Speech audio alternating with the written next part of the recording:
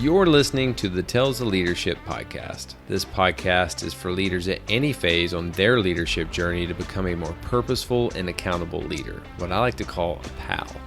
Join me on our journey together towards transformational leadership. All right, team, welcome back to the Tales of Leadership podcast. I am your host, Josh McMillian. I'm an active duty Army officer. I have over 16 years of leadership experience, and I'm a leadership coach for both the Army and then outside the Army. And I am on a mission to create a better leader, what I like to call a purposeful, accountable leader or a pal. And my vision is to end toxic leadership by promoting transformational stories and skills. And on today's episode, I am bringing you one of the best, well-connected men in Washington, D.C., David Vardeman. David is a U.S. Patriot, and over the last 10 years, David has developed a deep understanding of what it means to serve, sacrifice, and have selfless actions, giving to both the U.S. military, active duty, and the veteran communities as a whole across the DoD. He has tirelessly worked for the benefit of those who need it. He has had direct access to both active duty and retired flag officers at all levels. And he really found a calling in helping military of all positions and experience levels. He has a deep understanding and knowledge base on the multiple military verticals, allowing him to listen to an individual regarding of what's truly important to them, rather than having a personal agenda when he comes to his leadership and service. He specializes in military health issues, military occupational transition, and military historical preservation. Currently, David has really zero free time, and you're going to hear that through everything that he is doing. But his level of sacrifice and commitment to this country is unwavering. I don't think I've had anyone on my show that does so much for so many people and does it because he chooses to, not because he needs to, because he doesn't, but he does it because he wants to make this country a better place for you and me. So let's go ahead and let David into the podcast. David, welcome to the Tales of Leadership podcast, brother. I'm excited to have you on, but how are you doing? I'm doing great. I'm really excited to be here, and I really love your channel, and all the different guests you've had in the past have been incredibly impressive. And, you got my buddy Robert coming on next. So, I got to set the stage for him and give him a little competition. So we're going to have a great conversation. I look forward to, today and being with you. I was thinking about that today. I was kind of reflecting on this journey because I've been podcasting now for almost a year and 3 months, and just all the awesome people that I've gotten the opportunity to talk to that I would not have normally had the opportunity to talk to if I didn't put myself out in this forum. And a lot of that came through some of the conversations that we've had, and those should have been podcasts by themselves because I think we've had like 2-hour phone calls at some time. Yeah, they've been great and really, enlightened in terms of what our expectations are for today, but also, how we can have a better impact today as well. So I think they were a great, starting point for both of us. I'm going to start off with a quote because Vice Admiral Sally O'Hare stated that you are the most military connected individual in Washington, D.C. that she has ever met. And I want to set the stage as like listeners be ready because David does everything. And it's almost to the point of where I don't know how you're doing all of that. It's just one person, but I'm excited to kind of dig into all that. A great place to start is maybe just provide a quick overview to the listeners of who you are. Again, my name is David Vardeman. I'm a national commercial banker in terms of my job. I'm helping the not-for-profit community from coast to coast. But during my volunteer time, I'm totally dedicated over the last 10 years to the U.S. veteran community. And that includes, joining different veteran service organization boards. I currently sit on 7 of them. I sit on the Association of United States Navy, Navy League of the United States, Navy Safe Harbor Foundation, the National Coast Guard Foundation, Warriors Ethos, Wounded Paw Project, International Leadership Foundation. I'm on 2 National Task Force, American Legion, Small Business Task Force, and the Citizen Warrior Coalition. It's the reserve organization and all the different branches of the reserves that we support. So that is a pretty hefty lift right there. But I also support 40 veteran service organizations philanthropically, as well as 10 traditional not-for-profits that in different ways tie into the military community, such as cancer research, et cetera. So I'm extremely busy in terms of my volunteerism, intertwined with my national mission, with my work. So everything is all together, but it's all very focused on helping the U.S. veterans, helping the active duty, making their lives better every single day. Yeah, I love it because it's all connected, and I would love to kind of take it, and it's not even including what you're doing or you plan to do in 2024 Right. because you're helping build the Navy Museum right now, which Yes. is a multi-billion-dollar project within DC. So I truly mean this is that I'm humbled to have you now as a connection, and hopefully after this podcast we continue to grow as a friend, because I know that I'm going to be able to learn a lot from you. And when I move up to the big house one day, or the Pentagon, I'm probably going to get a chance to see you probably pretty frequently. But it's truly amazing, just all the things you listed. And I always prep every single one of my podcast episodes. And it's usually straightforward.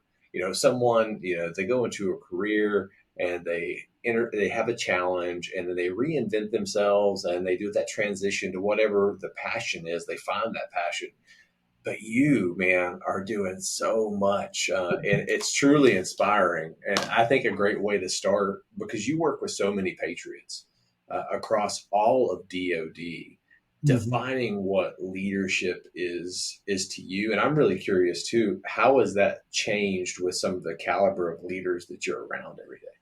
Yeah, I thank you so much because leadership is very complex to me, and you and I talked for a long time about this because putting it into words is very complex. So I decided to write it down so we could get it and it would be coherent.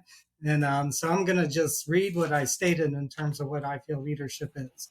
Yeah, I love Leadership based on my last 10 years in the field, helping everyday active duty and U.S. veterans in need continues to develop and grow. Based on multiple verticals, I am an expert. My viewpoints of leadership has to do with being the right person at the right time based on one's skills and experience to execute the task successfully in front of them. But most important, have the confidence of those who are looking to you to lead. Courage, sacrifice, vision, accountability, character, and then the execution will define you as a leader on each task throughout one's life. you listed so many different types of values through there, and I love that of how you kind of started it off with being the right person at the right time in leadership. The more I go down this journey, and General Petraeus, when I had him on, really highlighted this fact is that there's not a set strategy that you can always use to be successful in every job. It's really tailored towards the environment you find yourself in, the team that you're on. Because I'll tell you now, where I work within, SOCOM, my leadership style is completely different than how I was when I was a company commander and I was commanding 250 people, because the level of maturity within the organization, I can be more of myself and less stoic is a good way of kind of saying that. But my core values still hold true. And I think that that's one of the critical things within defining leadership is defining who you are and how you show up. And you do that, I think, by those core values, the things that you just stated and listed out, because those ring true throughout your entire journey. So, But how you so show up is you're different. on point, and that is really hard to describe. And you could do a cookie cutter version of what is leadership. Look it up in the Yeah. dictionary and say it, and move on Yep. with the conversation. It's much more difficult to say what are the aspects that you're going to need for the rest of your life to be an effective leader. And again, the courage, sacrifice, vision, accountability, character is exactly what you were talking about in terms of your transition from a Yep. 250 to what you're doing now. And one of the really great aspects is your life will change dramatically pretty much every 7 years. You're going to be sort of a different person Mhm. every 7 years, or it could be 6 years too, right? But you're going to have different tasks and different responsibilities, and through that maturity, you're going to have different leadership challenges that are going to face you, and whether or not you can live up to that and execute is going to be based on your core values, like you said. And that is really what I've learned over the last decades of service and working, is that you will change, your responsibilities are going to change. Recently, we had a death of one of the executive directors in one of the not-for-profits I listed. I never in my Mm. life thought I was going to have to take over a not-for-profit because I'm handling the finances and, Oh and well. take over and sort of run the thing. But I had to take on the leadership role based on my experience and based on the character of the need. And if I didn't Mm. do it, who else was going to do it? So it isn't a lifetime commitment, but it is something that I had to execute at the moment. And that was on top of everything else I'm doing, right? But it just had to be done. So somebody has to step up and lead and take care of transactions based on your skill set and based on your capability to execute, and then allowing people to allow you to do that leadership. It will bring it all together into a really nice experience. I think one of the critical characteristics that defines, I always call a pal or a purposeful, accountable leader. And to me, that is someone who leads with transformational leadership styles and is a servant leader. But one of the key characteristics that I've kind of always noticed within leaders is that ability to be unreasonable or bold. And like what you just said, is that you stood up in a time of turbulence of where most people probably would not have raised their right hand to kind of fill that role, but you understood that your skill set, you're the right person for the right time to fill that void. That's awesome connection. It's accountability. Like I knew I could handle the accountability of the task. And it's so Mm, important as a leader to do those tasks that do fit into your skill set, and not try to do something and try to be the all great leader of yeah. society, and handle everything, because different people have different skill sets that you should be a follower and not necessarily the leader at all the different transactions that need to be done. So I do not jump in on every single thing, but this was one I felt like I needed the accountability, and the group needed the protection, and I needed to do it. So sometimes you do need to take a step, but then you take a step back when you're no longer needed, and that's part of leadership as well. Mm. I have a concept. We haven't even gotten any questions yet. This is fun, right? It's I call it the rule of sledgehammer, and as a leader, being a sledgehammer, and but you're not always applying that type of mentality. You only Right. apply that Absolutely. mentality when you need to, because you still need to hold your team accountable. And but when they get to a certain point of where they're stretched beyond their capacity, that's when the leader steps in and they have a sledgehammer mentality. They break through that obstacle or whatever mental barrier the team's in, and then they hold their team accountable. All right, figure out a system or a process that will not allow that to happen again and give the ball back to their court. You kind of like just slowly sink away back into the shadows. And Um, what you're saying is great, because that applies to both, the civilian yeah, leadership as well as military. It is really, some great stuff. And I think that's what I was doing on this particular. But I've learned that you have to do that all throughout the different transactions that you may be leading, where it's push, pull back, and make sure that yeah. people are still with you through the whole process, because you don't want to alienate somebody, during the process and lose their insight, just because you're pushing everything forward, right? So I try to balance and be soft and and tough all at the same time with everybody I deal with. Ooh, Yeah, I so do that's make mistakes. I do make mistakes, and so that's yeah, another part of being a real leader. I think is not only allowing mistakes, but also making them yourselves. Because how are you supposed to yeah, grow without mistakes, right? So I made all the mistakes in the world, and so I think that in terms of the military and how that ties into the military is we were discussing back in mm, the 2014, 13, 15 range, when it was open with the U.S. Army and the Navy. We're talking about allowing their people to make mistakes, but not holding them to an accountability where it ruins their career or ruins their esteem. And so I think that we need to sort of get back to those conversations with the military, and how we're treating people as they come through in their 20s. everybody in their 20s mess up, right? And everybody in their 30s have their moments, right? So their leadership moments when they want to be a little bit more aggressive, right? Yeah. So I think we as leaders, and also flag officers, all the way down to the kernel level and major level, we all have to like think about, how do we want to discipline, how do we want to bring these young people up in a way that we do not knock themselves down to the point where they, become unconfident, or that second guess their good intentions and good decisions. There was one organization that I worked for, and it was hands down one of the best jobs that I've ever had in the Army. And I say that because the Army gave me keys to a Humvee, and I had no one supervising me, and I was in Fort Polk, Louisiana. It's been renamed now, but we'll just say that there may or may not been some mudding that happened in Fort Polk, right? But that was such a beautiful example when we were talking on the phone of failing, and then understanding that the importance of failing. And me now having a master's degree in engineering, I see even more of a correlation is that what is engineering if it is not to fail? Fail small and fail quickly, so then you can identify the problem, isolate it, and improve and grow. And what the Army does, or at least, when I was in the operational side, especially at those CTC rotations, they did a really good job of stretching a brigade combat team to the point of failure, because they wanted to take you to the point where you were going to fail, mentally, physically, logistically, so you could identify those issues, those pain points of where, hey, this is why you failed. So when you go actually deploy, if you were going to Iraq or Syria or wherever, you would not experience that same type of negative event when it actually mattered. And we would do a really good job of capturing those lessons learned all the way at a platoon to a brigade after action review, and capturing those feedbacks.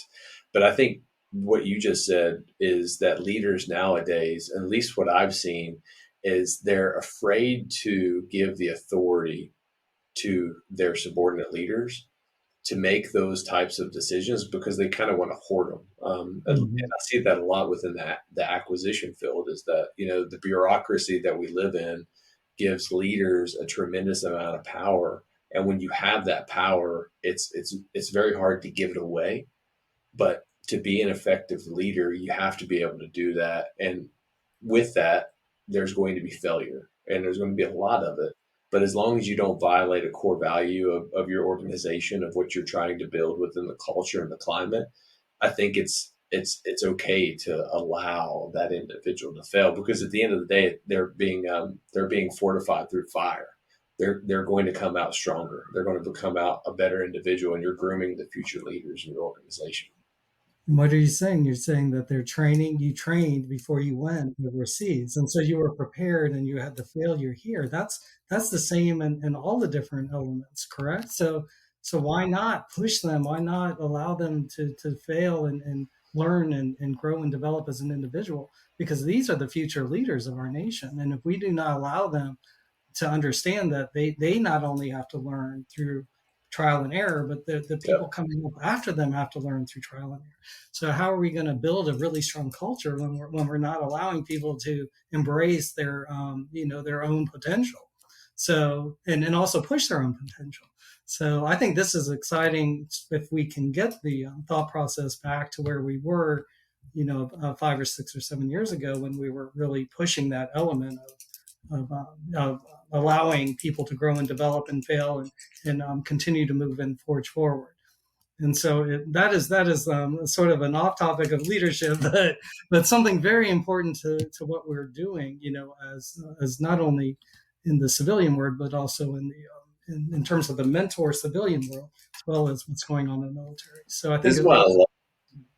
I was just saying that this is why I love talking to you, because like we haven't literally gotten to any of the questions that I've written down, but every time I talk to you, you fire me up, because we share the same passion. And yesterday I took a test, the resiliency based leadership program. I got certified on that last night. It was a 4 hour Awesome, exam. congratulations, Gary. Yeah, and the dude at the end is like, "How do you feel?" It's like, "I feel fired up because we're talking about stuff that I love." So I'm going to shut up so we don't derail the conversation. But I would love to kind of get into, where your leadership journey started. Starting off at James Madison University, you graduate through there, and then you enter the banking field. And I think you started off with like 54 employees. Is when you first entered into banking. When I entered banking, I did it because I had to get health insurance, and then things just progressed very quickly, and then I ended up you know leading, and then I ended up leading a group of individuals on Capitol Hill, and before that, I was developing and growing as an individual national banker and leading the nation in commercial banking and in a different company that I was working for at that time. So I really became extremely good at what I did. During my independent sales. It's a sort of an independent sales, national commercial banking relationship manager type job. And so Mm, then I went to Capitol Hill, and then I started managing lots of different people in terms of starting a private banking initiative, and then when I was on Capitol Hill, I worked with Muhammad Yunus and others on micro lending. The only reason I bring that up is there could be a government shutdown coming up, and yeah. we started the micro lending program for the Capitol Police and the architect of the Capitol. So I was really involved with how do I help people, and that really brought my patriotism back. Because I Mm, grew up as a Navy with a Navy family, and I was very very patriotic. And then I got on Capitol Hill, and I actually started wearing my American flag that you see over here on my lapel. Because I wanted people, when they came to Washington D.C. and came to the Capitol, they would see that people are patriotic and really loving their country. And so that started it all back. And then sort of the rest is history when I left, because then I joined a private business bank, and I began my work with the wounded warriors and with Navy Safe Harbor. And it just sort of snowballed from there to what it is today.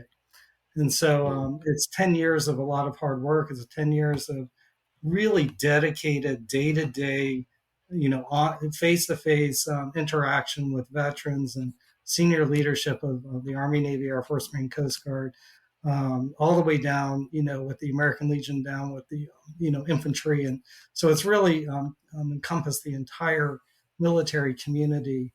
There is not one branch I do not help more than the other branches. And I'm very, very dedicated to making people's lives better. And I did that through a lot of hard work, trial and error, but also have come up with a philosophy that we talked about before in terms of what is important to me and how I engage the public. And I think it's really important that I share that with you. That is tied into the three esteems of both a soldier or a sailor, and or young people coming up in all of life. But let's just focus in on the sailors and the soldiers. The three critical elements of esteem I decided I had to tackle, and that was personal spiritual esteem, occupational esteem, and physical fitness esteem. And so, by focusing in on those three esteems in terms of what I wanted to accomplish, I was able to build a network of 40 to 45 veteran service organizations that sort of encompass one of those values. And they mm. encompass it in all different ways. And it allowed me a really strong focus of what am I doing, why am I doing it, and how am I leading, to help as many people as I possibly can. And it really has blossomed into something extremely special and once in a lifetime. I can honestly say that I'm the top national banker in military affairs in the nation. I can say that with all due confidence because I Oh, don't know 100%. anybody close to what Yeah. I'm doing.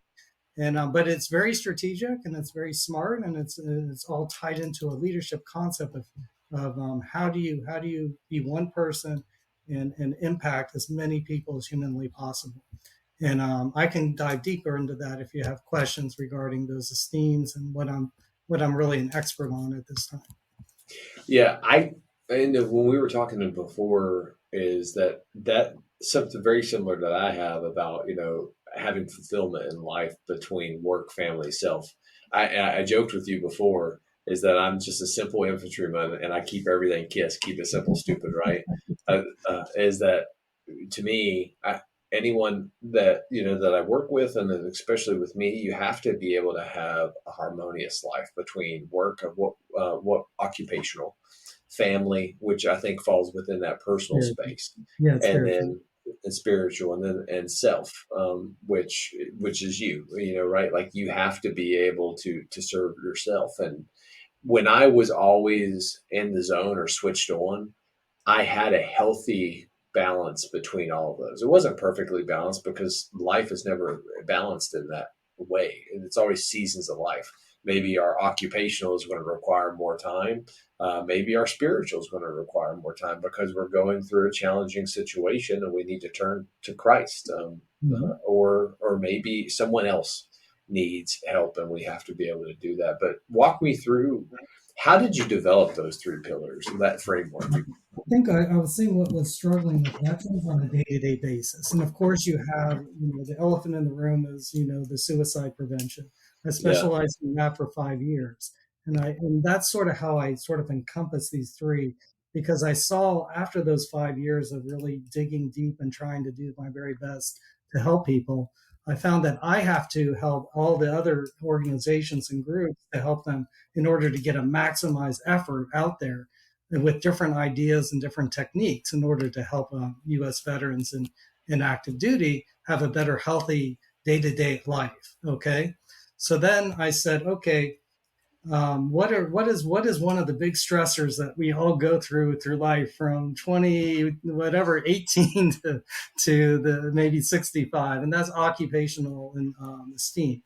Do you feel good about your job? And then I was thinking, when the people are transitioning out, are they having a good experience? And I found out that 8 out of 9 veterans that leave only last in their first job for 9 months, right? Yeah. Well, instead of just preaching it, I actually engaged in practicing. I joined Warriors Ethos, Mhm. which is a military transition group that is run by Jared Shepard and General Clark and Medal of Honor recipient Flo Groberg.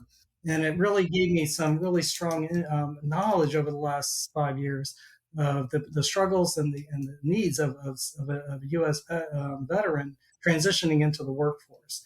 And how do I make their journey better? And how do I make it more comfortable in terms of their transition? And am I there? What's even more important, am I there after the 9 months? Okay, because that's when the trouble begins Yeah. on suicide prevention. Okay, they're all happy they got their first job. Okay, but then they find that that isn't the right fit. That isn't the spiritual fit. That isn't giving them the physical fitness ability that they're looking for. Correct.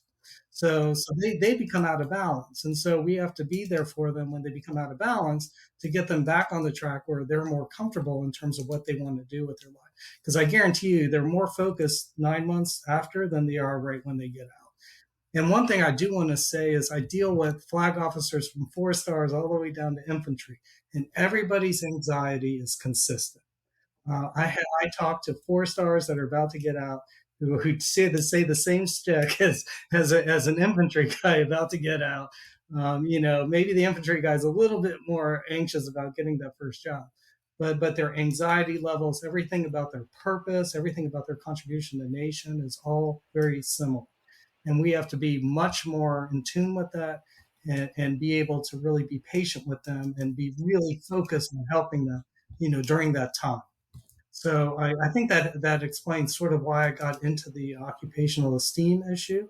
I do help groups like Boots to Books out in California. And I'm Yeah. interested in a lot of different organizations throughout the nation, hiring our heroes with Admiral Adam Rock. There are different people that I want to help. But so I'm very in tune with this whole issue and how the different programs are going. I do believe in all the different programs, and they all sort of serve a different purpose, which I think is really fascinating. And how we get the best practices of all of them is something I need to work on in the future. But right now, I'm just focused on making a difference in occupational transition, and this will help save lives. Somebody who has a purpose, somebody who is in tune with what they want to do with the rest of their life, will really help guide them to the spiritual softness that will help them, get help them with some of their negative feelings. I can get more into that whole other issue because that's a very deep one. But these are the things that I'm doing to try to help veterans on the occupational side. On the physical fitness side, I join energies with groups like Warriors Rising, Yep. and also Catch a Lift Fund. You know, these different groups, give veterans an opportunity to regain their health and physical fitness through different programs that bring them up in terms of it's always better. Don't you feel better when you're working out and you're not overweight? I mean, I do. Like I'm dying to start working out. 100%. I'm like a diva. Those Snicker commercials. If I don't work out in a day, I get sassy. That's the best way to define it. And for me, I've been working so hard on this Veterans Day. I think I've been like doing and doing these dinners and drinking and eating, food for You the last blow my mind. months. Every day on LinkedIn, you post this amazing picture of an amazing event gala that you're always attending. I'm like, I Yeah, think David is the most interesting man in the world. Like those commercials, it's like that's you. it's like it's been a very wonderful, intense, but like heavy weight gaining last Mm, 2 weeks. And so I'm also in tune with I have to be physically you have to practice what yeah, you preach. I yeah. have to be on point with my occupation. I have to be physically fit. And then I also have to work on spirituality. And the spirituality elements, I deal with TAPS and in terms of the Gold Star bereavement programs throughout the nation. And I try to build people up through Navy Safe Harbor Foundation and the Warrior Games and making people who are injured feel better about themselves and community. So there's all sorts of different spiritual. And I also have become extremely spiritual because of this experience, because I've had all sorts of wonderful interventions, in terms of my experience in helping people and where that has led. And it's only made me super strong spiritually because there's no question in my mind that we're being watched and that our actions are being judged. So I think that really is inspiring in itself. So believe in the spiritual, occupational, physical. If you try it as yourself, you're going to find out how hard it is to really balance all three. And we have to put that in perspective as somebody who is out of balance and what they're going through and be empathetic and engage. And that is what I've been doing the last 10 years in terms of trying to create programs and support all these 40 different VSOs in order to make a really powerful, impactful difference for as many lives as I humanly possibly can. I think that's one of the most impactful missions that you're currently on is the suicide prevention within the U.S. military, because that is something that is near and dear to my heart. Because I've had more friends that I can count that have committed suicide, and it always is through those transition points, and it's just the same in the battlefield. What is the most dangerous time in a combat operation is those transition points when you're entering or you're exiting or you're transitioning from offensive to defensive operations. That's when darkness can creep in. That's when the enemy gets a vote, because that's when you're most vulnerable. And we need more people like you that are willing to use the resources that they have for good and help save lives, and to kind of shape this even more powerful. How many soldiers, and don't take this as a quote because this probably isn't spot on, but it's pretty close, did we lose in Iraq and Afghanistan, the 20 Yes. plus years? Like Six 4,000 over. for that. Is it Yeah, six? they're like between 6 to 7,000. Now, do the math, and I'm sure you're a banker, so you can probably do the public math on this one. 22 veterans a day for that 20 plus years committed suicide. Crazy. That's Crazy. over 160,000 soldiers that could have been maybe not all of them we could have helped, but a good portion of those can. That's what I do. What I do is because I believe that if I can help show leaders a better way to lead with a servant leadership style that uses meekness as the power within leadership, and you don't always have to be an alpha, then maybe that can touch someone's life and save someone's life, because everything rises and falls on leadership. And I love how you talked about that, is that you had to learn to lead yourself with this framework, practice what you preach before you go start to talk to other people because that is absolutely essential, because you show up authentically. And if you weren't practicing what you're preaching and you weren't giving that type of advice or guidance, people would see through that. They would see that you weren't your authentic self. So I love that. I love everything you're doing with that. Yeah, everything I'm doing is totally authentic because what am I gaining? I'm not gaining financial wealth, right? It's all about doing and being a patriot to the United States. That's what it's all about. I mean, we live in the best country in the world. We shouldn't be going through 22 a day, right? So we have to think about and there was a very famous man. He asked me what was the number one best practice. There is no one number one best practice. No, there's You know, not.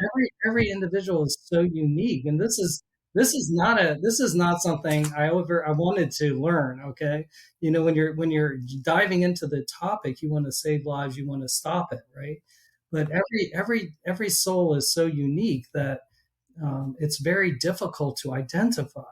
I'm on Navy Safe Harbor Foundation Board. We recognize the number one wounded warrior out of the 10,000 throughout our nation. And one of them suffered with PTSD, but they were put at the very pinnacle of the United States Navy. That person tragically, and I was always worried about that person because they were over emotional, right? And I was like, "Why are you hugging everybody?" And all, it was just sort of strange. And I was a little worried about him. And he did commit suicide 2 years later, right? And he was the pinnacle. Okay, he was the person that we all said was the very, defined recovery. Okay, it's very hard to like pinpoint and say this person's healthy, this person is not.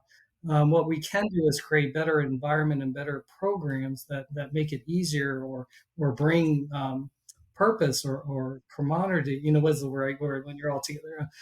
Bring The people camaraderie. camaraderie. Thank you. I was just mispronouncing it.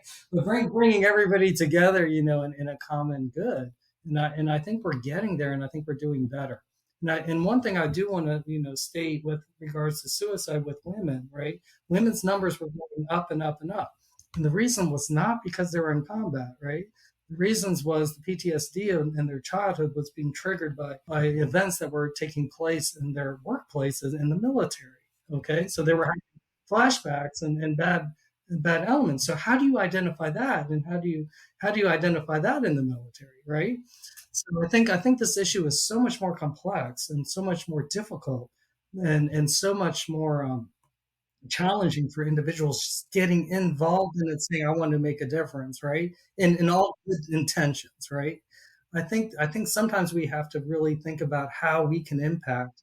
That impact may be helping TAPS, it may be helping Headstrong, it might be helping some other group that is researching also the fight flight syndrome, which is being studied right now in intensely.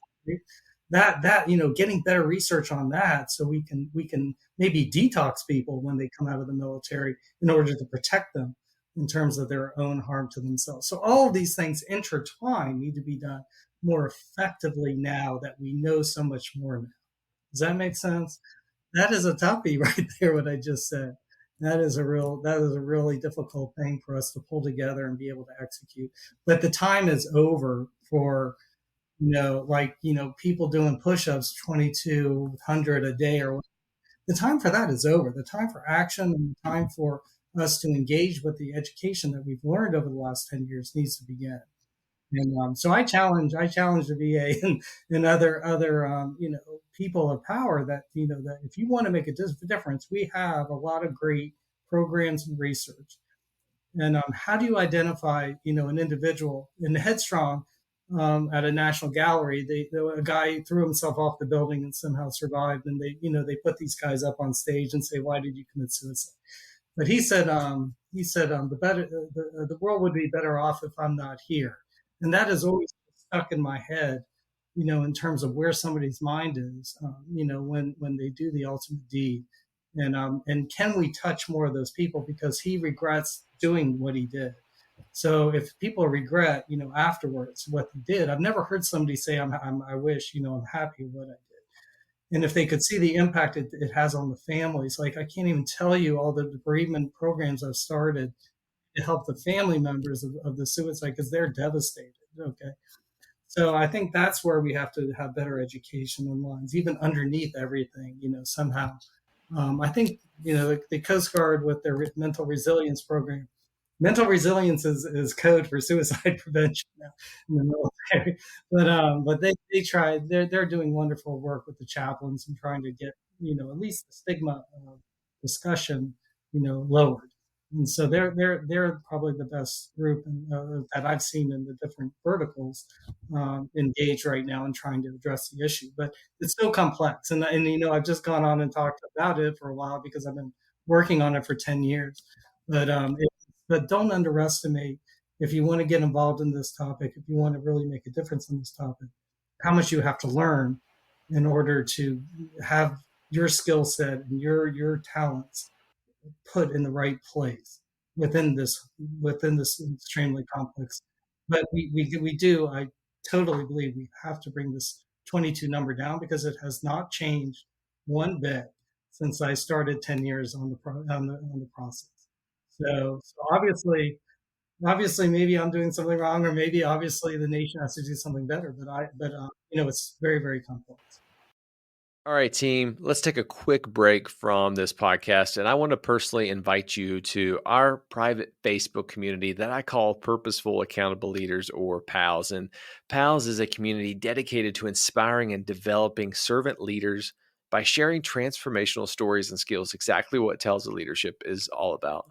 My goal is to build a community of like-minded leaders that can share lessons learned, ask questions, and celebrate wins when it happens. And my mission in life is clear. I will end toxic leadership by sharing transformational stories and skills, and you will find countless transformational leaders in this group. Many of them I have had the honor to serve with in the military. If you want to find a community that can help you grow both personally and professionally, we would love to have you. You can simply search Purposeful Accountable Leaders on Facebook or click the Leadership Resources tab in the show notes to join.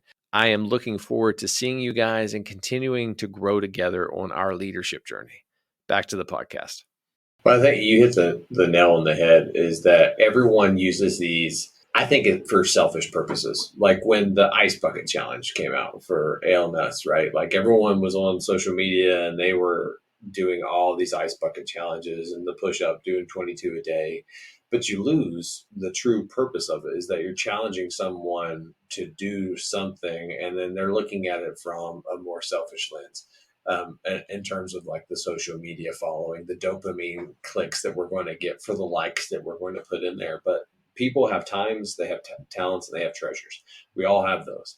How can we leverage our time, our talents, and our treasures to actually make a difference? And to hit your note, what you just said is there are so many resources out there and ways to actually put resources in people's hands that are in that dark space.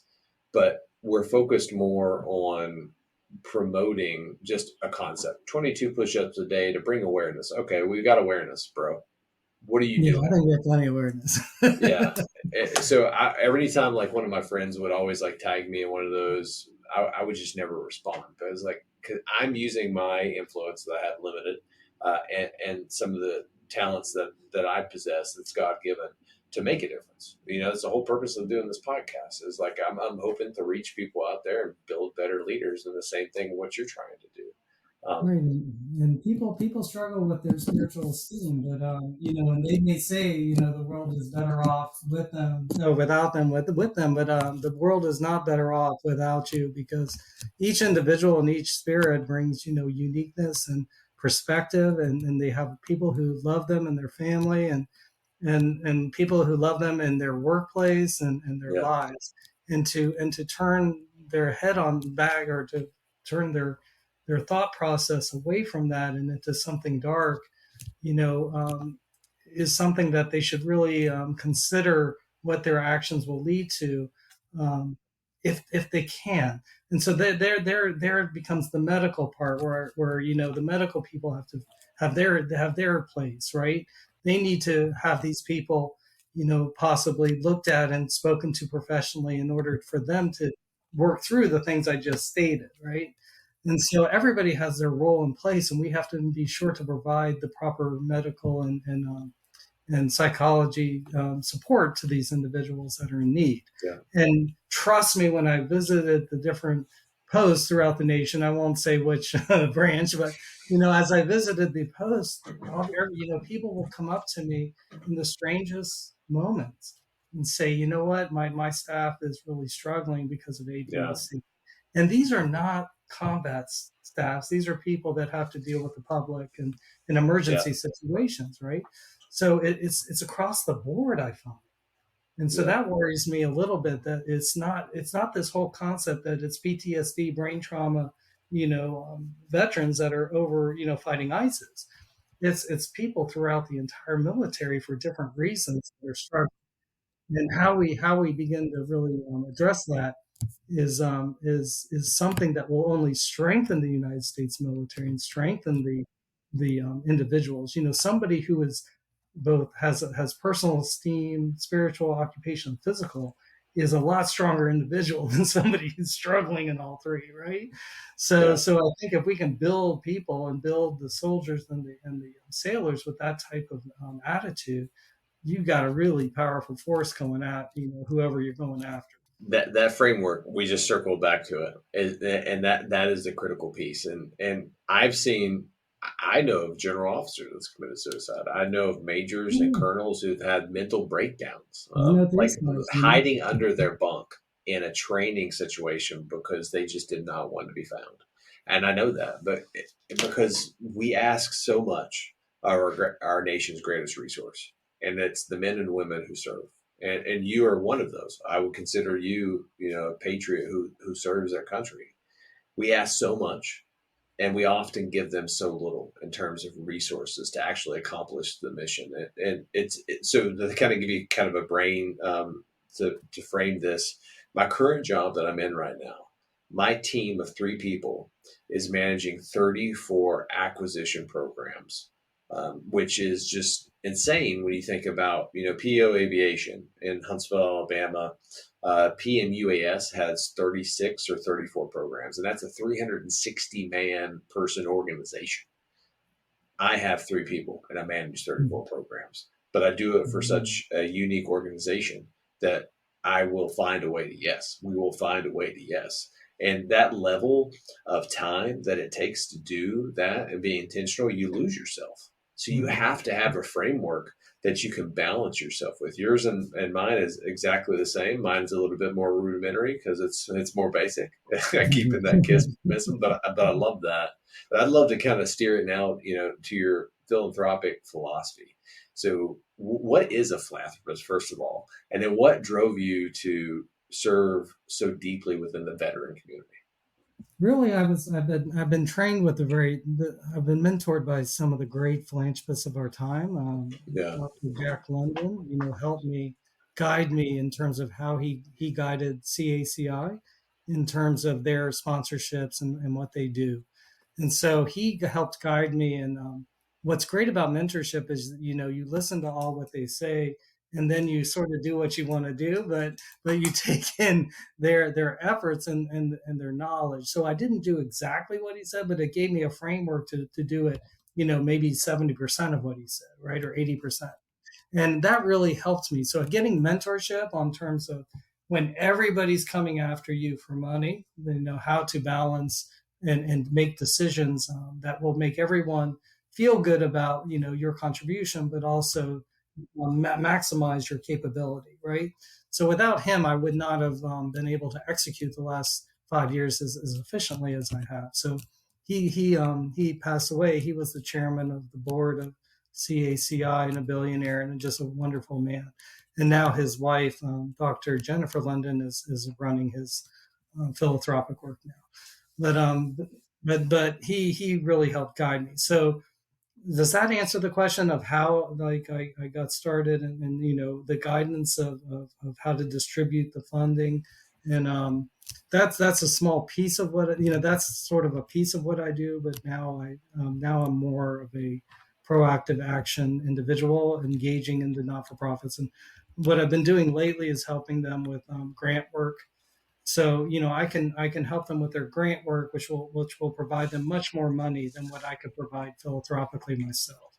So I'm No. sort of taking it to another whole level in terms of Yeah. volunteerism, where I'm getting them the opportunities based on the different opportunities throughout the nation for their particular mission, and helping them with their grant work, and that is much more beneficial than my actual philanthropic work. The philanthropic work helps certain little needs that are needed throughout a year for an Yeah. organization, but it doesn't make the organization, if that makes sense. What does make sense is more of the grant providing an annual income that they'll get from that is far greater than anything I could get. So that's sort of my growth as a leader is learning that piece and being able to expand my model of how to assist people outside of just my time or treasure, right? So I'm doing a lot more than just philanthropic work. It's far greater than that, and also the contribution of the knowledge of how a not-for-profit works is very beneficial now. That's another thing too, is that so this is just another resource that a veteran could be listening to of trying to figure out for transition purposes. I've seen now working with so many organizations that develop material solutions for military problems that are veteran companies, and they're all amazing people. But some of those, it's hard. It is hard for a new company to start with the level of resources that it requires for a small business to kind of stand up and get Mhm. going. And I think about like how many small businesses fail. And I think through the lens of an entrepreneur usually fails 3 to 4 times before they finally hit their stride and become Mhm. successful. It's, That's good. fail small, fail often, and grow every single time. So I love that concept of that you're providing another amazing resource for the veteran based kind of communities. And I think what 40 programs right now or organizations that you Right, currently right. Yeah, serve. I help a lot of different programs, and That's they're all crazy. amazing, and they're all very different, and they all engage in one of the three aspects we were talking about. Yeah. The transition and occupational is dear to my heart, due to the fact that people do. There's also the transition into entrepreneurism, and Yeah. I'm very involved with groups like Veterans Growing America and the American Legion. I'm working extremely hard on the GI Bill to expand that to entrepreneurial funding. So I'm working with the American Legion on that right now in terms of legislation. So Mm. it's all about how do we make the experience of people who don't want to go the traditional route and get the resume and go. What if a young man wants to get out and go and start his own business? Well, how are we Yeah. going to help him on that, right? So I'm working really hard on trying to provide verticals that will allow them to explore and fail, right? But also explore and try the different elements of entrepreneurism that they want. Um, because entrepreneurism really is a key to the veteran community, because you guys are great at starting businesses, because when you get out you want your mission and you want your purpose to be part of something that is useful to the nation, whether it's Danielle Jones starting, Veterans Growing America, right? He was a command sergeant major for the United States Army, and now he pulled all these people together, and they're all selling their goods, and they're all veterans, right? Well, these are wonderful concepts, and the possibility of entrepreneurialism needs to become more real and Yeah. a little bit more easier access to capital. That's something I'm working really hard on with the American Legion. Okay, and we're coming up with really unique ideas, because if we can do the PPP loan and give out $1 trillion, we can come up with a concept that uses cash as collateralization to help businesses get going. So these are, and but not have risk to the banks and the people and the different groups that are borrowing the money. So these are concepts that we have to work on and try to make happen for the young people coming out that want to start their own business. So I want it to be an equal element. Start your own Yeah. business, or do you want to go through the traditional route of getting a job? It's up to you, but we will help you one way or the other. I love And that. that's the ultimate goal. That would be the ultimate goal. You made a beautiful transition because I was going to ask you walk me through some of your current efforts that you have with the American Legion, but No, I love I the want to Legion. say I I want to love say that I am going to have to pick up my my game when it comes to serving. So my wife and I break my so the three areas that we talked about, work, family, self. I take it even further, and you're gonna love this. I call it the seven F's, right? Mhm. So fun, friends, filled, finance, fitness, faith, and family. And we set Okay. definable SPART matrix every single year that's 10 years out. So long term vision for our family. And every year we have communities that we want to serve. So Arlington for this year, I would love to take my family to go hang reefs so I can help connect Oh, that the head, yeah. I heart, and just did hand the. Did you alignment. see? I just did a reef I for did, and I was peanut American. butter and jelly. Exactly. I'm living vicariously through your LinkedIn, um, but That was I'm a gonna great have to, moment. Oh my gosh, yeah, that was a great. That's a great once in a lifetime moment. yeah. And I knew that was. I think we talked on the phone right before that event. You didn't know necessarily what was going to happen, Yes, I didn't so know what was going to happen. yeah, I didn't know I was going to lay a reef and walk, the sacred steps of the tomb of the unknown soldier. That I yeah, that's was not amazing. expecting. Yeah, it was really once in a lifetime. And again, it's participating, it's action, it's dedication to one's nation. These things do Yeah, not happen, and they are not given to people that aren't engaged. So consistent if in you your want to make a character. difference, you got to get out, and you got to stop complaining about how bad some conception about how bad things are. They aren't bad at all when you go to the Arlington National Cemetery and you see all the people that served, all the people that passed away due to their service, and honoring them. You'll have a whole different perspective of how great our nation is, because it is the greatest nation in the world in I terms of had freedom. no, go ahead. I'm sorry. No, no, no, that was done. That was done. Well, I was saying I had a very humbling experience. When I first joined the military, and I blessed and cursed, I guess, in the way of the platoon that I took over in Afghanistan. My first interaction with them was at Sergeant Rodriguez's memorial. And if you've ever attended a service member's memorial in Garrison, it is a very emotionally charged fair. Now, do that in a combat zone, Mhm, it mhm, is a whole other level. And mhm, I didn't even know the platoon that I was going on, but I saw the company commander in tears, barely being able to talk, the platoon leader in tears, barely able to talk, 120 barrel chested freedom fighters that I probably didn't have any headspace and timing to really understand how great those men were at that moment in time, just on their knees. mhm, And then when I went through that, it changed me. It changed my whole life of how I viewed leadership, because I was coming in that role of having a very selfish mentality of how can I do as good as I possibly can so I can go serve as a platoon leader in 75th Ranger Regiment and go do all these things that I wanted to do. In that moment, it stopped me in my tracks and made me think about, I'm here to serve. So how can I serve this team the best possible way that I can? And being able to go to Arlington, I think for my family would probably be able to do that same connection, because it's hard to show that to people who don't mhm. It's understand or live it. You unbelievable. have to Yeah. see it. Mhm. You know? And it is an amazing sight, and every American should have to go there. We talked a little bit Yeah, about shared experience and the loss of shared experience and how that's affecting our nation. yeah, And that's another whole topic maybe for another day. But yeah, but I think you're sort of tapping into that. You have to have that shared experience that you had with yep, those soldiers on the battlefield. Um, my shared experience is seeing families, on their knees because their child committed suicide, yeah, and they sent them off to the army, or they feel their own guilt and family guilt of what occurred. Okay, so all of these things are intertwined in terms of service and learning through experience, and also learning by not being selfish and embracing all the different groups throughout the nation, and treating yeah, them all like your brothers and sisters, because we all souls and within the vehicle, and we start and we finish, right? So there's absolutely nothing to be jealous about. I did talk to you a little bit. Sally and I talk about jealousy and how that affects leadership, and you mm, have to rise above it, but you also have to be aware of it because it can be damaging toward your greater good.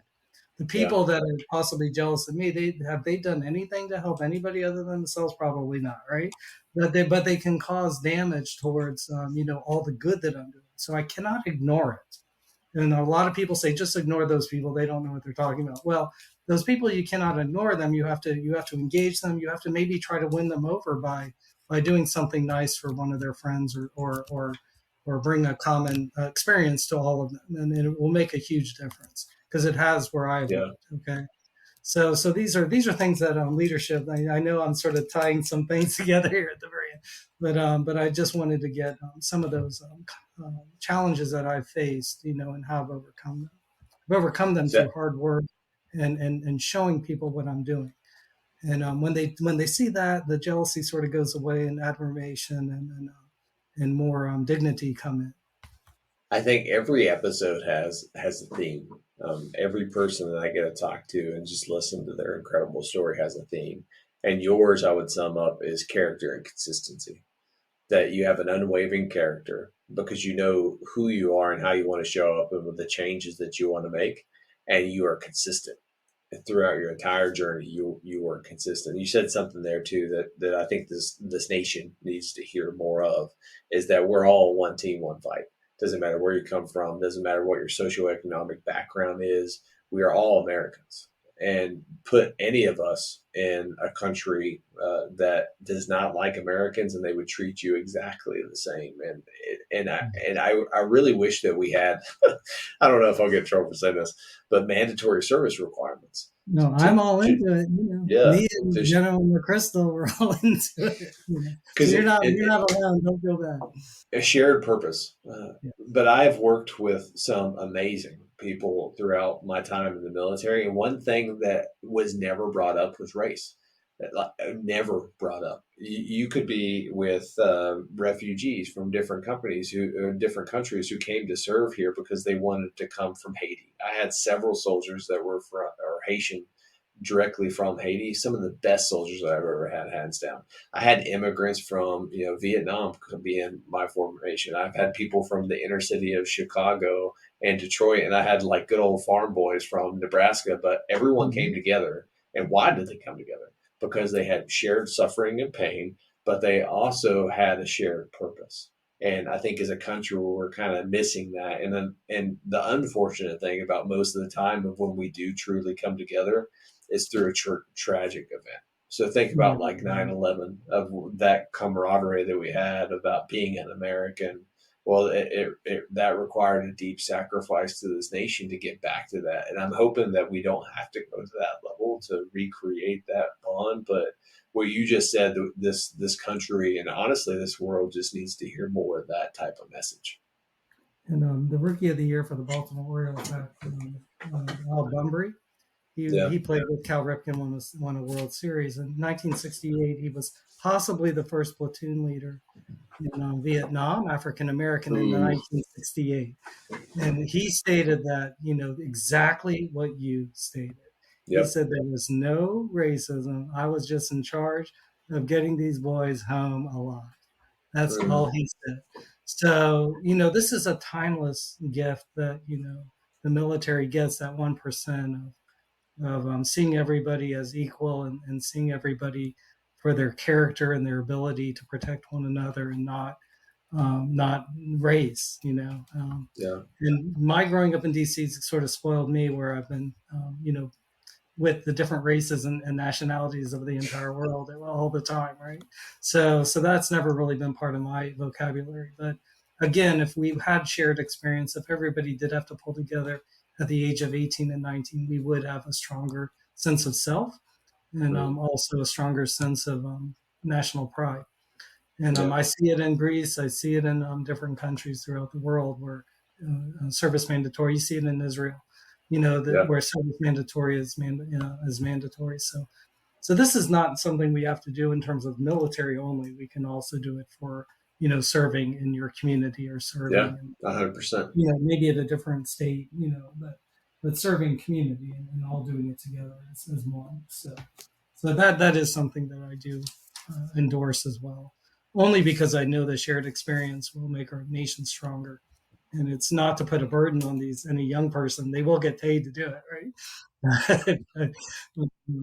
Just have that option to have that shared experience would really help bring everybody together instead of continuing to have those people being pulled apart based on something that isn't relevant toward national survival, right? I'm going to tell you that looking at the clock, I can't believe it's already an hour. Yeah, And we we did. talked about this is that we would be able to do a podcast recording for probably over 2 hours and rival Joe Rogan, right?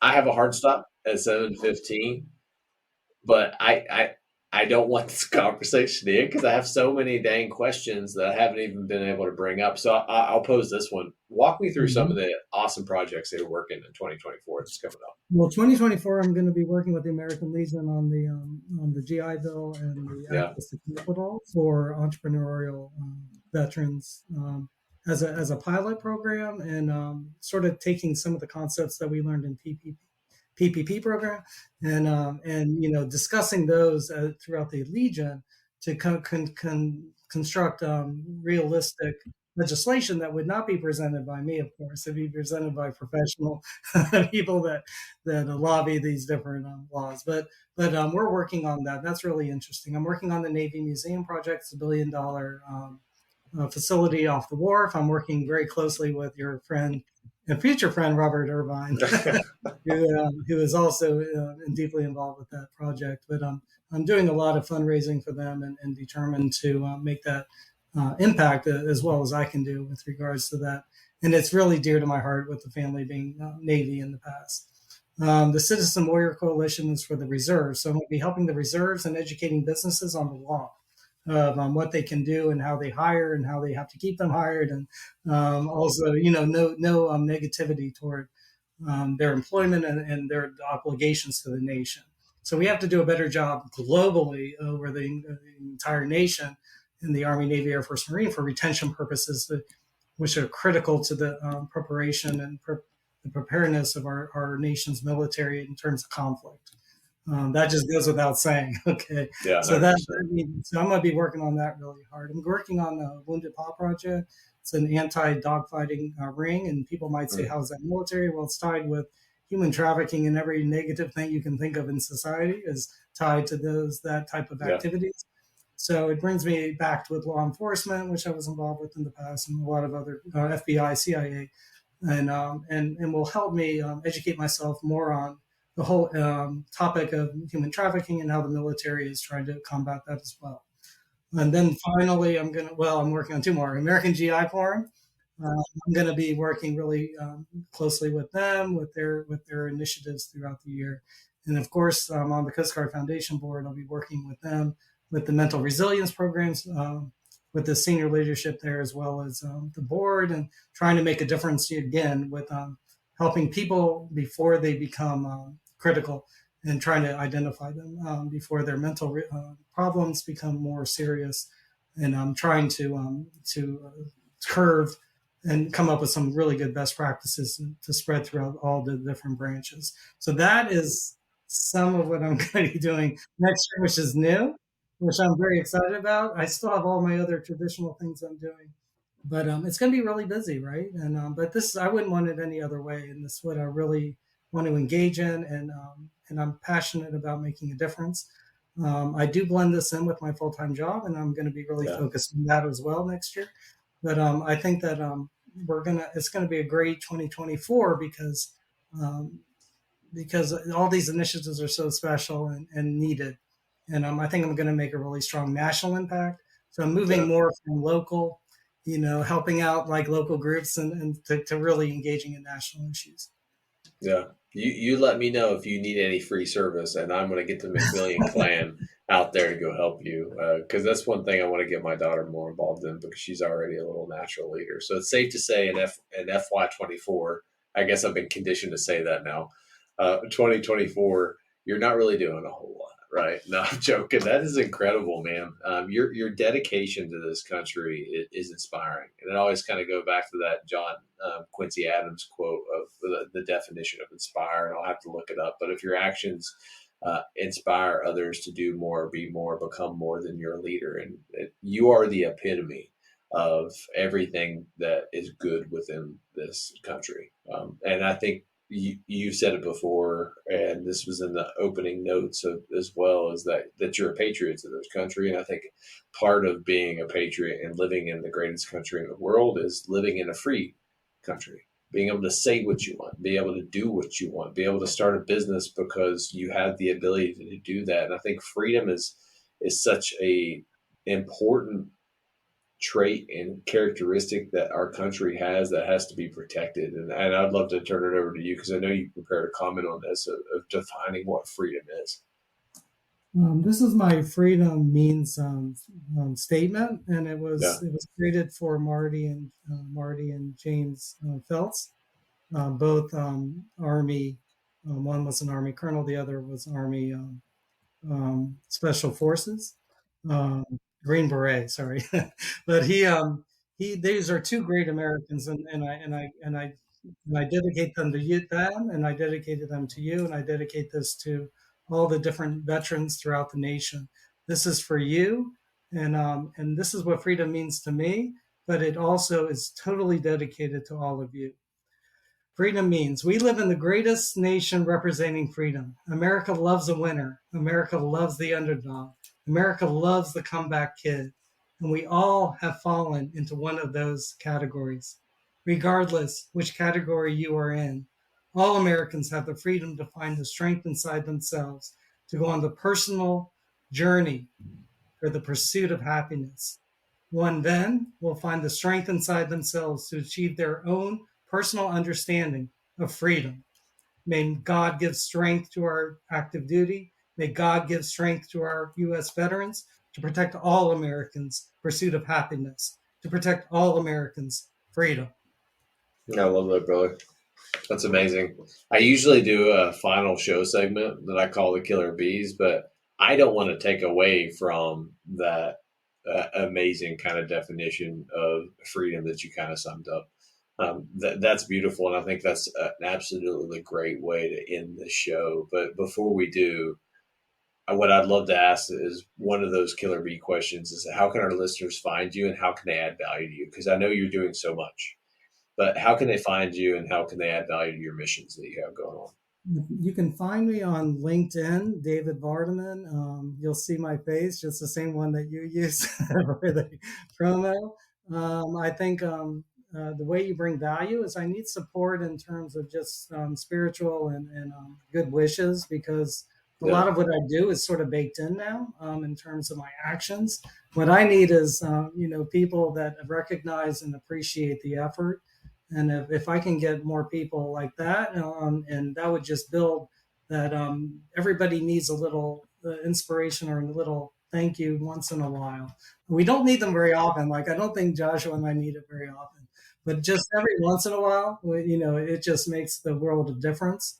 Yeah. And, my getting the GI Forum, the American GI Forum, selecting me and allowing me to carry their wreath on Veterans Day, on the sacred ground of the unknown soldier, was really really special towards making my year and also making all the hard work I do worth it. Tomb of the Unknown Soldier. I'm sorry, but yeah, those walking those sacred steps, very very few civilians will ever walk it. And so for me to be honored to do that, that tells me that I'm doing everything right. That tells me that, anybody, if I can do it, anybody can be a U.S. patriot and really deliver what the country needs. And do not think that you are too busy. Do not think that you are too caught up in other important matters. There's nothing more important. There is nothing more important than giving back and doing the very best for your nation. That will define you. That will live on with you for the rest of your life. So don't throw that opportunity away. Engage it. Mm. David, this has been an absolutely phenomenal podcast, and I did have a hard stop at 7:15. But I will tell you that I didn't even get to a fraction of the questions, and really do a deep dive in all of the amazing stuff that you're doing. So I'm blessed, and I sleep better at night knowing that there's patriots out there like you that are making a change, and working to make this country an even better place, because we do live in the greatest country in the world. And trust me, because I've seen some of what the worst humanity has to offer. And a lot of the problems that we have here are so minute and fractions of what we deal with, that I'm blessed and honored to now have you as a friend, brother. So thank you for everything that you do.